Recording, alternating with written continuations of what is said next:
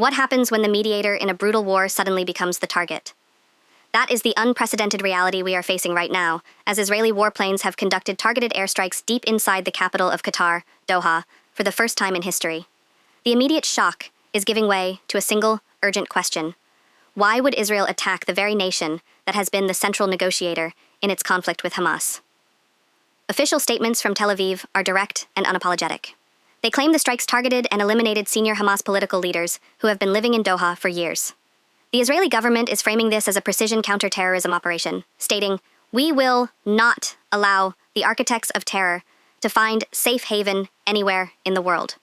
But to understand the real motives, you have to look past the official statements. On one level, a deep-seated frustration has been building within Israel's security establishment.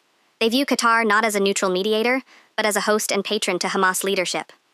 The feeling was that while Qatar talked diplomacy, it provided a sanctuary for the very men Israel holds responsible for its darkest days. However, there is another far more controversial motive being fiercely debated tonight. It's impossible to ignore the domestic political pressure cooker in Israel. Prime Minister Benjamin Netanyahu has been facing a storm of public anger over security failures, and, crucially, a long-standing corruption trial that threatens his political career. Critics, both inside and outside of Israel, are now arguing that this dramatic, high-stakes escalation serves a dual purpose: to rally a fractured nation behind a wartime leader and to push the damning headlines about his personal legal troubles off the front page. This attack, therefore, represents more than just a shift in military strategy. It's a declaration that the era of negotiation is over. Israel has decided that the benefit of eliminating Hamas leadership now outweighs the immense diplomatic fallout. And that fallout is already seismic.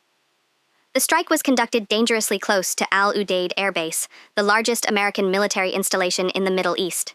The reaction from Washington has been swift and severe. In a characteristically blunt statement, President Trump declared his number one priority is the total safety of our great troops, and demanded all parties de-escalate immediately. While stopping short of condemning the Israeli strike, sources inside the administration say the president is furious, viewing the move as a reckless gamble by an ally. The message from the White House is clear. America's interests come first, and it will not be dragged into another Middle East war. Meanwhile, the Arab world has erupted in unanimous condemnation. Global energy markets are bracing for impact, as Qatar is a world leader in natural gas exports. And Iran and its proxies are watching, calculating their response. Israel argues this was a necessary strike. But was it a strike for national security or for political survival? In trying to decapitate an enemy, have they shattered vital alliances and taken a gamble that could ignite a much wider war? That is the answer the world now waits for, with bated breath.